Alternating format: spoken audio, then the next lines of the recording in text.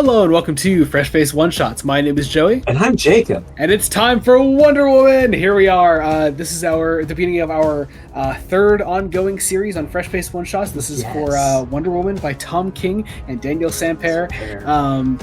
Oh man, I'm so excited. This was one of the first, when we first decided to do one shots, and this had recently been announced at the time. This was one of the first things that you said you wanted to do, and I'm so glad it's finally here. Yes. We got a little taste of it back in Wonder Woman 800 and that backup story, but here we are. This is the first actual issue. It's a extra length issue of Wonder Woman. Totally worth it. Like 37 pages of actual I mean, plus a Justice League Godzilla King Kong preview at the end. Yes. Don't forget that. So, that also intrigues me, but for entirely different reasons. Right. Yeah. But oh man, I don't even want to waste any time. Let's get right into this shit. We have to talk. So, this will be basically the third series by Tom King that I'm reading. We recently put out episode 50 of Fresh Face Comics, where you read Batman by Tom King, Rebirth Deluxe Edition, Volume 1. There's a lot. We did that. We're currently doing Brave and the Bold, where he's writing Batman the Winning Card, and now we're here. So, lots of Tom King. And so far, you haven't really disliked any of it. So No, that's nice. I mean, I've had some problems with, like, the early portion of his Batman run, but, like, nothing bad. But this is... This first issue is how do I describe it? This is an amazing first issue, and it's clear that King has some things to say. Like, I was worried when I was seeing some of the press, because, like, Gail Simone was hyping up this issue. And it's like, okay, what made Gail Simone so happy? Yeah, and it becomes kind of immediately apparent. What I find amazing, we take some time before Diana shows up. Like, a lot of time. The build-up is done perfectly. It is great, and we are. You know what? I'm gonna say it. As we discuss the plot of this, we're gonna give a quick. I'm gonna give a quick content warning, because King does some heavy shit. Yeah. In this first issue, that I'm like, my brain was like, wait, you're getting away with this in your issue 1? Yeah. And we're going to deal with some heavy themes, some death, this is an issue that it's making all the right people angry, for good reason, for silly reasons, because King spends a lot of the opening setting up where the DC universe is right now in terms of Amazons. Yeah. And he has some things to say about it. So let's get into this. Oh man. So, first off, I know you don't really know a lot of the Tom King tropes yet, but this first page alone is a classic Tom King trope. Just everything about it just screams Tom King. And again, I know you don't really know that yet, but this is how I expected the book to open for some reason. with a multi-panel page, an extended monologue. You don't really know who's talking yet, and it all starts like focusing on something minuscule before a big splash page to actually open the issue. It's very Tom King. Very Tom. Yeah. Daniel Sampere, we have to just call him. Oh, wonderful artist. His art is great. I think this is my second time really seeing his art in action, because he was on a couple issues of Trinity War. That's true. Yeah. I forgot about that. Yeah. And kind of a superstar, because he recently just did a Dark Crisis for DC, which he did phenomenal work on, I might say. And so now he's here, and for good reason. So we're at this pool hall. These guys get attacked by an Amazon, and the situation escalates in a very interesting way, leading in the deaths of multiple men at this pool hall, leading into this great page. I want to talk about the news page already. Well, before we get to the news page, just real quick. Again, it turns out this Amazon was, shall we say, sexually assaulted, mildly. Like, this guy grabbed her ass, and that's what sort of kickstarted this entire snowball. And I think that's a fascinating way to open this story, because it leads perfectly into this page, this 9-panel page, Yeah, where it's not just, you know, like you can look at a page like this and think like, okay, it's going to be like a lot of news reports of different places like reporting on the same event, but it's not that. These 9 news reports are commenting on the situation as it develops. I really appreciated that about this page. It wasn't just, let's do a classic like Frank Miller style, you know, show what the world thinks of superheroes kind of page. It's I'd also argue it's not very Miller-esque. It really isn't. No. This is showing a passage of time and the media fixating on this event to aid the largely U.S. government in getting the world off the side of the Amazons. Yeah. Because that's what King is setting up. That's where this story is going to go. Yeah. And it's interesting. Like, it starts as, we don't know who did this. It's a woman who did this. It's an Amazon who did this, and she is still at large. And tensions are getting higher. Before we meet Sergeant Steele. Sergeant Steele. Sergeant Steele. Did you know Sergeant Steele at all? I did not. Oh, that's great. That makes it even more fun. Is this a minor DC character that Tom King wants to use in his book? Yes, you're absolutely correct. I mean, Sergeant Steele is a bit more well known than, say, like Kite Man was, but I mean, yeah, it's still it's still a classic Tom King move. Yeah, so yeah, we have Sergeant Steele here, which is nice, and I love his opening scene here, where he's talking to these 2 guys, and he talks about how he like never left the feds, how he's like, and he's been like working with these 2 guys, and he's still like giving the feds information about them. Just a fun scene before he wastes the 2 guys, and leaves his card there. And then we get into this great page that gets paralleled later on in the issue, where we get our first small look at Diana. As they're walking near the Washington Monument here. And I believe she's with Steve. I'm guessing this is Steve Trevor that she's with. I believe so, because that's who she's with later in the issue. Yeah. She says Steve. Yeah, so that makes sense. Steven, but yeah. Just a great page. And then another, again, so many pages in this are so fucking good, but this is another one of my absolute favorites. This is Tom King's take on, shall we say, the general American right-wing public, done in one page, where you have this white, probably middle-class right-wing father who hates the Amazons, and his daughter who adores Wonder Woman. This great idea of contradictions. I love that his little monologue about hating Amazon starts off with, he's like, oh no, I don't hate the Amazons, but everyone knows these people got a way that is not all American, and and it's just, that conversation just continually spirals as we see like his daughter's pure love for Wonder Woman. It's great. Yeah. King is surprisingly good at writing that sort of American bigotry, because it's a very American thing where the American right will preface some of the most bigoted things you will ever hear with, I'm not a bigot, I have nothing against these people, and then just go on this tirade of the most bigoted thing you'll ever hear. Exactly. And then we get another horrifying scene.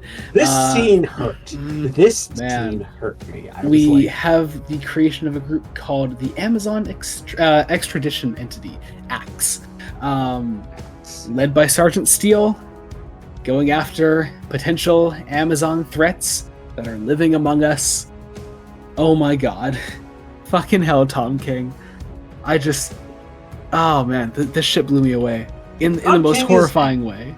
If you think, if this is, Tom King has been blatant up to this point, but at this point he's like, I don't want anyone to mistake my meaning. I am going to throw in this utterly brutal sequence of an interracial couple being ripped apart by the American government because one of them is a foreigner, potentially because it's a gay couple. I was just gonna say that. I think that it's very deliberate that they're both women. And the Amazon gets brutally murdered in front of her her partner and her partner child and daughter, young daughter. Oh man! And the utter chilling line from Sergeant Steele. You want to tell your little girl you won't be seeing her for some time. Or do you want me to do it while my men are tossing your body in the back of the truck? There's a lot of things being played with here, and I'm glad King is showing it. Yeah. I'll say I was a little worried going into this run in general, because sometimes male writers don't get Wonder Woman. Yeah. I think King does. Mm-hmm. Yeah. I think it's so important here because we get another new sequence. Not quite the same as the past. This is more a one-on-one interview with the senator. But it's so interesting that because so many Wonder Woman runs in recent years, I would say Perez onwards, have almost exclusively taken the look at Wonder Woman from the perspective of Wonder Woman and the Amazons, and maybe even Justice Leaguers. But this is a take on Amazons and Wonder Woman from the outside world, how people see them on the outside, and how their message can be misconstrued, and how you can basically take it as an allegory for racism, which is what King is doing here. I'll say intentionally warped to dehumanize the scary, powerful lesbian, bisexual, and pansexual foreigners. Yeah. That's what we're doing. I think King understands right wing rhetoric, very well. Which is so funny, because I know people have accused King of being a right wing writer before, I think that's because of his past working. Well, because he's ex, I believe, CIA, right? Yeah, I will say, come on, that's still a red flag. It is, but you look at an issue like this, come on, are you fucking kidding me? I think King might have seen some shit in the CIA, and I think that's what a lot of his comics career has been, personally. But I mean, I can't really comment on that because I'm fairly limited. Understandable on what he's done. But just I don't know. It's one guy's opinion. That's how I see it, at least. But yeah. Anyway, moving on. We then start building up to our actual Diana Prince appearance. Sarge Steele is going after Diana herself at this after graveyard. A small appearance from Queen Nubia of the Amazons. Mm-hmm. Who you got a little bit of recently because you read the Wonder Woman Night Terrorist tie-ins. Yes. Yeah, she had some nice backups in there. So, so then Steele is going after Diana. It's going to have his men shoot her in broad daylight, and claim she tried to surrender. Semper's action. So good. We've seen a couple of these panels and a lot of the promotion for this, but it doesn't make the scene any less effective, I think. It's so good. It's the actual reveal page is perfect. It's so good. She's very aware of what they're doing. This wonderful fight breaks out between these guys and Wonder Woman. And I know you already mentioned it. Oh, sorry. She's also very aware that she's essentially on the defense. She's like, I know exactly my rights, and I know that you started the fight, and that I will win this eventually. Also, who do we think the narrator is? That's a very good question. Because it's not supposed to be the guy from Wonder Woman 800, is it? It might be. That was the only thing that I had going for me, but also it's interesting to imply that he was part of Steele's group here. Yeah, because it's there are a lot of open-ended questions that King sets up in one issue, and I kind of hate that we have to wait a month for issue 2. Such is the way of comics, my friend. But yeah, actually, honestly, probably my favorite page in this whole fight sequence is where she actually has them all down and Steel is kneeling in front of her. And I love the narration there. You see the rest of them are soldiers, but she is an artist. And she walks up to him and says, "Let us talk." Just a great full page. I fucking love that. But yeah, we get this great scene between her and Steel. Eventually, she breaks his metal hand. King does this great thing with with a lot of Diana's dialogue to show the compassion of the character shining through, even in these tough moments of having to break a dude's hand. Yeah, which I think is something like that some people can lose when they're writing Diana, and they shouldn't. Diana needs to be very compassionate. And then King takes a look at like how this is affecting like regular people, or exploring how news gets out there and how things can be confirmed, and sort of how the internet and Twitter can just sort of start to make a situation develop. I hope this is the theme that he continues, and I think he will. I think he will. Most definitely.